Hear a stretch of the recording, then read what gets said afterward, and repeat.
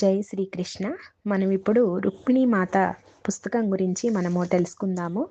Rukmini and the turning of time, the don of అన్ ఎరా అన్నది ఈ పుస్తకం యొక్క పేరు. దీని రచయిత దీనా మెరియం అని ఒక ఫారెన్ ఆథర్ అనమాట. కొలంబియాకి చెందిన ఆవిడ, యుఎస్లో ఉంటారనమాట. ఆవిడ ఈ పుస్తకం యొక్క రచయిత. ఆవిడ ముందు రచన Sitayanam, the untold story of Sita అని సీతామాత గురించిన పుస్తకం అనమాట. అది కూడా చాలా ఎంతో ఆదరణ పొందింది. ఈ డీనా మెరియం గారు ఈ జన్మలో పరమహంస యోగానంద గారి శిష్యురాలు. ఆవిడ 40 సంవత్సరాల పాటు క్రియాయోగాన్ని అభ్యాసం చేస్తున్నారు, ధ్యానాన్ని అభ్యాసం చేశారు. చాలా రకాల వేదాలు, ఉపనిషత్తుల మీద ఆవిడ యొక్క పరిశోధన, చాలా రకాల డిగ్రీలు కూడా ఆవిడ చేశారనమాట అక్కడ కొలంబియా యూనివర్సిటీ నుంచి. వాళ్ళ అమ్మ నాన్నగారు కూడా శిల్పకళలు, తర్వాత వాటి యొక్క ఆ స్కల్ప్చర్స్, దాని మీద కొన్ని రకాల పరిశీలనలు రాశారనమాట, స్కల్ప్చర్ ఆర్ట్ మీద. అట్లా వాళ్ళ ఇంట్లో ఈ కళలు, సంస్కృతి, తర్వాత జీవన విధానము, వీటి పట్ల చాలా ఎక్కువ అవగాహన ఉన్నటువంటి కుటుంబం. ఆవిడ స్వతహాగా చిన్నప్పటి నుంచి కూడా జూయిష్. వాళ్ళకి అక్కడ వాళ్ళ యొక్క రిలీజియన్ ఏంటి అంటే జూయిష్ వాళ్ళనమాట. కానీ హిందూయిజం అంటే ఆవిడకి ఎంతో మక్కువ. అందువల్ల ఆవిడ ఇంటర్మీడియట్ తర్వాత, అంటే మనం డిగ్రీ అంటాం కదా, అక్కడి నుంచి ఆవిడ వేదాల గురించి అధ్యయనం ప్రారంభించారు. అక్కడ చెప్పిన వేదాలు అవన్నీ కూడా ఆవిడకి అంటే అంత సంతృప్తి చెందక అరవిందో గారి రచనల పట్ల ఆవిడ ఆకర్షితులయ్యారు. అరవిందుని రచనలు వేదాల మీద, తర్వాత ఇతిహాసాల గురించిన విశ్లేషణలు, ఇవన్నీ కూడా ఆవిడ అరవిందుని రచనలు చదివారు. అసలుగా ఆవిడకి ఆధ్యాత్మికతలోకి ప్రేరణ ఎలా కలిగింది అంటే, నీమ్ కరోలి బాబా దగ్గర ఒక ఆయన గారు ఉండేవారు, రామ్దాస్ అని చెప్పి. ఆయన గారు నీమ్ కరోలి బాబా దగ్గర ఇనిషియేషన్ తీసుకున్నట్టుకంటే ఆయన్ని చాలా ఎక్కువగా ఫాలో అయ్యేవారు అనమాట. ఆయన భజన్స్ చేసేవారు. చాలా ఆధ్యాత్మికంగా ఆయన యొక్క గైడెన్స్ ఈయన గారికి ఉండేది. ఆ తర్వాత ఆయన మళ్ళీ తన యొక్క దేశం వెళ్ళిపోయిన తర్వాత అక్కడ నీమ్ కరోలి బాబా గురించిన పుస్తకాలు, వాటి యొక్క క్లాసెస్, దాన్ని పరిచయం చేశారనమాట నలుగురికి. అలా మన దీనా మెరియం గారికి కూడా నీమ్ కరోలి బాబా ఫస్ట్ పరిచయం అయ్యారు. అంటే రాముడు, తర్వాత సీతామాత, ఆంజనేయ స్వామి, వీళ్ళ గురించిన రచనలు చదవడం మొదలు పెట్టారనమాట. అలా ఆమె సీతామాతకి, రాముల వారికి దగ్గరయ్యారు. అక్కడ బీజం పడిందనమాట ఆవిడకి. ఇలా ఆవిడ ప్రయాణంలో ఒకసారి భారతదేశం వచ్చినప్పుడు, ఆవిడ అయోధ్యలో కూర్చొని ధ్యానస్థితిలో ఉన్నప్పుడు ఆమె యొక్క గురువు గారు తన లోపలి గత జన్మ తాలూకా స్మృతులన్నిటినీ కూడా మేల్కొల్పారు. అలా ఆవిడకి తన ఆత్మ త్రేతాయుగం నుంచి ఇప్పటి వరకు ఎలా ప్రయాణం చేసింది, ఏ ఏ పరిస్థితుల్ని ఎన్నుకుంటూ వస్తోంది, అంటే జన్మ పరంపరలు, కర్మ సిద్ధాంతము, ఇలాంటివన్నీ, కార్యకారణ సిద్ధాంతము, ఇవన్నీ కూడా ఆవిడ చూస్తూ తన అంతర్యానంలో చూసినవన్నీ, ఆ పరిస్థితులతో సహా అన్నీ కూడా మనకి కళ్ళకు కట్టినట్టు అప్పటి దేశకాలమాన పరిస్థితులన్నింటినీ కూడా మనకి చక్కగా సీతాయనం ద్వారా, ఇంకా ఈ రుక్మిణీ మాత పుస్తకం ద్వారా మనకు అందించారనమాట. సీతాయనంలో మనం చూసినట్టయితే సీతామాత భూమిక చాలా విశిష్టమైంది. ఎంతో అద్భుతంగా తను వివరించారు అందులో. తను ప్రకృతితో ఉన్నటువంటి సంబంధం కానీ, తర్వాత సీతామాత రాముల వారి యొక్క పవిత్రమైన షరతులు లేని దివ్య ప్రేమ తరంగాలు విశ్వ చైతన్యానికి ఎలా అందించారో అన్నీ మనం సీతాయనంలో తెలుసుకున్నాం.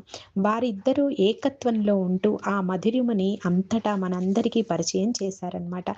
నారాయణుడు, నారాయణి ఇద్దరు ఏకత్వ స్థితిలో ఉన్నవారే.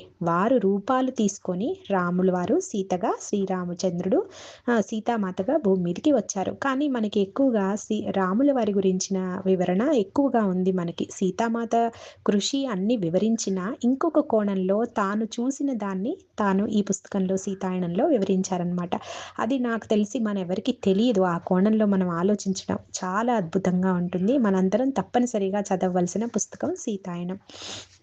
ఇప్పుడు ఇందులో మనకి రుక్మిణీ మాత గురించి అనమాట. పుస్తకం పేరు రుక్మిణీ మాత. తెలుగులో మనం చూసినట్టయితే దీని పేరు రుక్మిణీ మాత కాలచక్రము, యుగపు సంధ్యాకాంతి అని చెప్పొచ్చు. అంటే ఒక యుగం సంధ్యాకాంతులలో ఉన్నటువంటి ఒక యుగం. ఏ యుగం అది? ద్వాపర యుగం. అంటే ద్వాపర యుగం ముగింపు దశలో ఉన్నప్పుడు మనకి ఈ స్టోరీ స్టార్ట్ అవుతుందన్నమాట. ఈ వివరణ అంతా కూడా, ఈ రుక్మిణీ మాత గురించిన వివరణ అంతా కూడా మనకి ఈ ద్వాపర యుగం యొక్క చివరి అంకంలో ఉన్నప్పుడు చెప్తున్నారనమాట ఈ పుస్తకంలో. తర్వాత ఇంకా ఏం చెప్పారంటే ఈ పుస్తకం మొత్తం కూడా అంతర్భాగంగా మహాభారత సంగ్రామానికి సంబంధించిన పరిస్థితులు, అప్పుడు ఉన్నటువంటి ఆలోచనలు, అప్పుడు జరుగుతున్న ఆ యొక్క సంభాషణలు ఇవన్నీ కూడా దానికి సంబంధించినట్టుగా ఉంటాయి. మహాభారత సంగ్రామం తెర వెనుక జరుగుతున్నట్టుగా అంటే అంతర్భాగంగా మనకు కనిపిస్తుందన్నమాట ఈ పుస్తకంలో. తర్వాత తను ఏం వివరించారు అంటే తాను అంతర్యానం చేస్తున్నప్పుడు ధ్యానంలో తన లోపల ప్రయాణం జరుగుతున్నప్పుడు తాను రుక్మిణీ మాతని, అర్జునుల వారిని, తర్వాత శ్రీకృష్ణుణ్ణి, తన గురువైన యోగానంద పరమహంసని దర్శించానని, తర్వాత వాళ్ళ యొక్క దర్శనాలు చాలా ప్రత్యేకమైనవి, చాలా అమూల్యమైనవని తను వివరించారనమాట. తర్వాత అర్జునుడిని తాను దర్శించినప్పుడు ధ్యానంలో అర్జునుడు ఒక యుద్ధవీరుడిగా కాకుండా జగజ్జననికి తనను తాను సంపూర్ణంగా శరణాగతి చేసుకున్నటువంటి ఒక యోగిగా తనకి కనిపించాడని తను రాసుకున్నారు. ఇంకా అదే రకమైనటువంటి శరణాగతి తను తన గురువులో కూడా చూశానని, తన గురువు ప్రతి శ్వాసని జగజ్జననికి అంకితం చేశారని ఆమె తన గురువు గురించి కూడా ఇందులో మనకి చెప్పారు. ఇంకా ధ్యానంలో వచ్చేటువంటి అనుభవాలన్నింటినీ ఎవరి అనుభవం వారికి విశిష్టమైనది, ప్రత్యేకమైనది, ఎంతో అమూల్యమైనది. అటువంటి అమూల్యమైన అనుభవాలని, అనుభూతులని మనం మన హృదయంలో ఎప్పటికీ పదిలపరుచుకోవాలి, గౌరవించాలని చెప్తూ ఎదుటివారి అనుభవాలని కూడా మనం అదే దృష్టిలో చూడాలని, ఒక్కొక్కసారి మనము వాటిని పంచుకోవడం ద్వారా అదే దివ్యజనని యొక్క ప్రేమ అవతలి వ్యక్తి కూడా అనుభూతికి చెందుతారని, తద్వారా వారి యొక్క జన్మ యొక్క స్మృతులన్నీ కూడా వాళ్ళకి గుర్తుకు రావడానికి ఒక చిన్న అవకాశం వస్తుందని, ఉద్ధరణ కూడా ఆత్మ ఉద్ధరణ కూడా జరుగుతుందని, జగజ్జనని యొక్క ప్రెజెన్స్ వాళ్ళు ఫీల్ అవుతారు కాబట్టి ఇవన్నీ తాను పంచుకుంటున్నానని అనుభూతులు చెప్పారు ఈ పుస్తకంలో. తర్వాత ఇంకా ప్రతి సాధకుడు తన యొక్క జీవితంలోని ఈ అనుభవాలని, అనుభూతులని గౌరవించాలని చెప్పారు. అది మనం గుర్తుపెట్టుకోవాలి. మనం సెల్ఫ్ డౌట్ పడుతూ ఉంటాం. ఇది నిజమా కాదా అని. మనం అది నిజమైనా కాకపోయినా ఆ అనుభూతిని మనం హృదయంలో పదిలపరుచుకోవాలన్నమాట. ఇంకా ఈ పుస్తకం అంతా కూడా విశ్వ నియమం ప్రకారము కార్యకారణ సిద్ధాంతము అంటే కర్మ, దాని యొక్క పర్యవసానము, దాని వలన మనం తీసుకునే జన్మలు, ఇవన్నీ జన్మలు ఎలా తీసుకుంటాము? ఒక ఆత్మ తాను చేసే పనులతో అంటే కర్మలతో చుట్టుకొని వాటి ద్వారా జన్మల్లో తీసుకుంటూ ఈ చక్రంలో తిరుగుతూ జ్ఞానాన్ని పొందుతూ ఉంటుంది. ఇలా ఒక్కొక్కసారి ఏమవుతుంది అంటే ఈ కర్మచక్రంలో మనం తిరుగుతూ ఉన్నప్పుడు అంటే అందులోంచి బయటపడలేకుండా అసలైన విశ్వ చైతన్యానికి అంటే ఆ జగజ్జననిలో మనము జగజ్జనని యొక్క చైతన్యానికి దగ్గర అవ్వకుండా ఇంకా మన వాసనల్లో మన యొక్క ఈ కర్మ చట్రంలోనే ఇరుక్కున్నప్పుడు రకరకాల దివ్యాత్మలు, మహితాత్మలు ఇవన్నీ కూడా భూమి మీదకి దిగి వీళ్ళని ఉద్ధరించటానికి వాళ్ళు కూడా మామూలుగా మనిషి రూపాల్లో జన్మ తీసుకుంటారనమాట. వాళ్ళు తీసుకున్నంత మాత్రాన వీళ్ళు పూర్తిగా చేయి పెట్టి మనల్ని ఉద్ధరించరు. కాకపోతే ఏం చేస్తారంటే మన సంస్కారాలన్నింటినీ కూడా తొందరగా మనం బయటపడేలాగా, ఆ యొక్క వాసనల నుంచి మనం తొందరగా బయటపడేలాగా చక్కగా మనకి చెప్తూ ఉంటారు, జ్ఞానం అందిస్తూ ఉంటారు. ఆ జ్ఞానాన్ని అందుకుని ముందుకు నడిస్తే మనం త్వరగా మన ముక్తి పదాన్ని చేరవచ్చు అనమాట. అలా రుక్మిణీ మాత ఎంతో మంది ఆడవాళ్ళు, తన చుట్టూ ఉన్న ఆడవాళ్ళందరినీ, ఆడవాళ్ళు మగవాళ్ళు చాలా మందిని, ఎక్కువగా నిరాశ్రయులైనటువంటి మహిళల్ని ఆవిడ వాళ్ళ యొక్క సంస్కారాల్ని వాటిని ఉద్ధరిస్తూ, వాటిని సంస్కరిస్తూ, కుసంస్కారాలన్నింటినీ సంస్కరిస్తూ చక్కగా వాళ్ళని ఆత్మ ఉద్ధరణ వైపుకి తీసుకెళ్లడం మనం ఈ పుస్తకంలో చూస్తాం.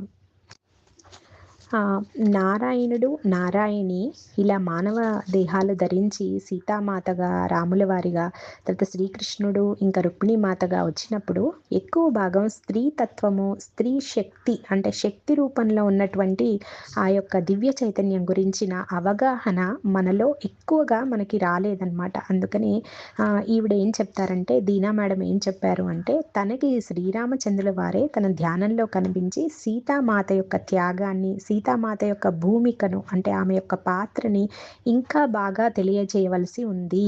స్త్రీతత్వాన్ని ఇప్పుడు ప్రజలకి ఎక్కువగా అందించాలంటే అది సీతామాత, రుక్మిణీ మాత వల్లనే సాధ్యము.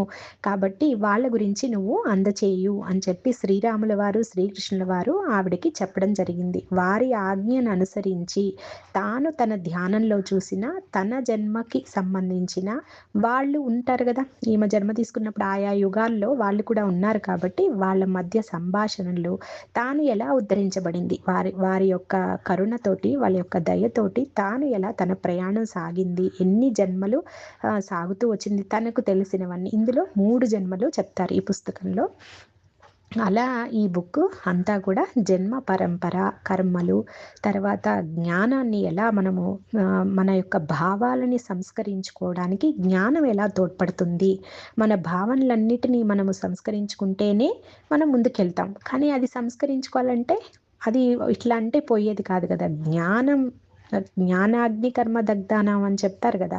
అలా జ్ఞానం ఉన్నప్పుడు మాత్రమే మనము ఆ యొక్క కర్మని కానీ ఆ యొక్క సంస్కారాలని కానీ దాటి మనము మన యొక్క ఆత్మ ముందుకి ప్రయాణం చేయగలదు. అదంతా కూడా ఎటువంటి జ్ఞానము అన్నది రుక్మిణీ మాత ఎప్పటికప్పుడు మనకి ఈ పుస్తకంలో అందజేస్తారు. రేపటి నుంచి మనము ఈ కథలోకి వెళ్దాము.